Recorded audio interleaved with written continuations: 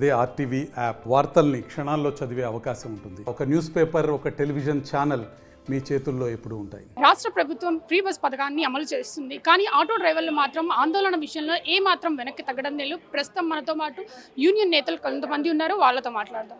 Sir, free bus పథకం రాష్ట్ర వ్యాప్తంగా సక్సెస్ఫుల్ అవుతుందని మంత్రులు, అధికారులు అంటున్నారు. మిమ్మల్ని కూడా ఆదుకుంటామని అంటున్నారు. అయినా ఆందోళన ఎందుకు చేస్తున్నారు?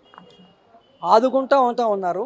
అసలు ఆదుకోవడమే కాదు, అసలు మాకు వాళ్ళు హామీ ఇచ్చారు. ఎన్నికల టైంలో 5 ప్రధాన హామీలు ఇచ్చారు. ఏ ఒక్క హామీని 14 నెలలకు అమలు చేయాలి. రెండోది ఫ్రీ బస్ పథకం పెట్టిన రోజునే మా కోసం కూడా మాట్లాడతాము, మీకు ప్రకటిస్తూ ఉన్నారు ప్రజెంట్లో. ఇప్పుడు సబ్ కమిటీ చేసి మళ్ళీ ఇంకో 6 నెలలకు సంవత్సరం కాలయాపన చేస్తూ ఉన్నారు.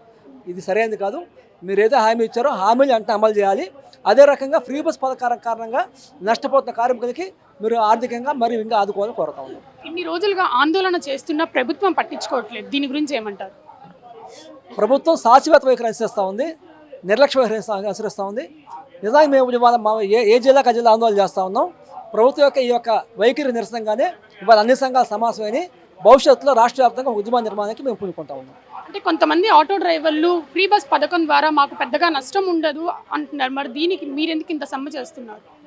నష్టం లేదండి. ఎవరైనా స్కూల్ పిల్లలు తోలే వాళ్ళు అట్లాంటి వాళ్ళకి ఉండదు, ఇబ్బంది లేదు. కానీ ఫ్రీ సర్వీస్ చేసే రోడ్డు బస్ సర్వీసింగ్ చేసే ప్రతి ఒక్కరికి ఇబ్బంది ఉంటుంది. గ్రామాల నుంచి సమీప గ్రామాల నుంచి పట్టణానికి వచ్చే ఆటోలకు సంబంధించి ఇబ్బంది ఉంటుంది. సర్వీస్ చేసే సిటీ బస్సులో ఉన్న ఏరియాలో తిరిగే ఆటోలకి తప్పనిసరిగా ఇబ్బంది ఉంటుంది. ఇబ్బంది లేని పరిస్థితి ఏమి ఉండదు. 60% మేము కోల్పోతా ఉన్నాం. అంటే మీ ఇంట్లో ఆడవాళ్ళు కూడా ఫ్రీ బస్ పథకాన్ని వాడుకుంటున్నారు, దీని గురించి మాట్లాడలేదంటే చాలా మంది అంటున్నారు. దీన్ని ఏమంటారు?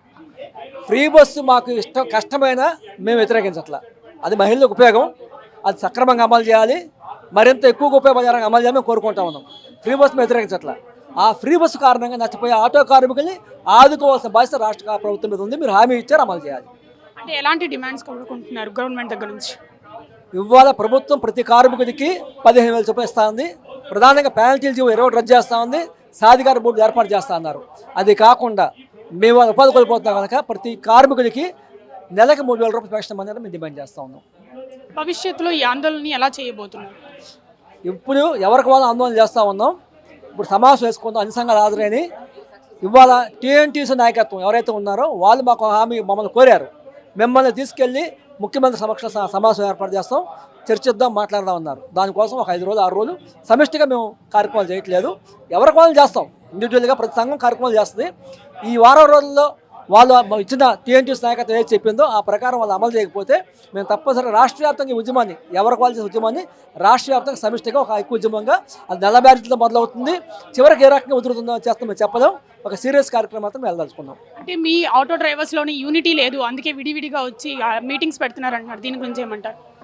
యూనిటీ అనేది ఆటో రంగానికి సంబంధించి స్టాండ్ల వారీగా ఉంటారు, జిల్లాల వారి లోకల్ వారీగా ఉంటారు, జిల్లాల వారీగా ఉంటారు, ఇండివిజువల్ సంఘాలు ఉన్నాయి, రాజకీయ సంఘాలు ఉన్నాయి, వేరు సంఘాలు ఉన్నా సమస్య వచ్చినప్పుడు అందరూ ఐక్యం అవుతారు. ఇది కేవలం ఒక రాజకీయ పార్టీకి సంబంధించిన సమస్య కాదు, ఆటో కార్మికులది.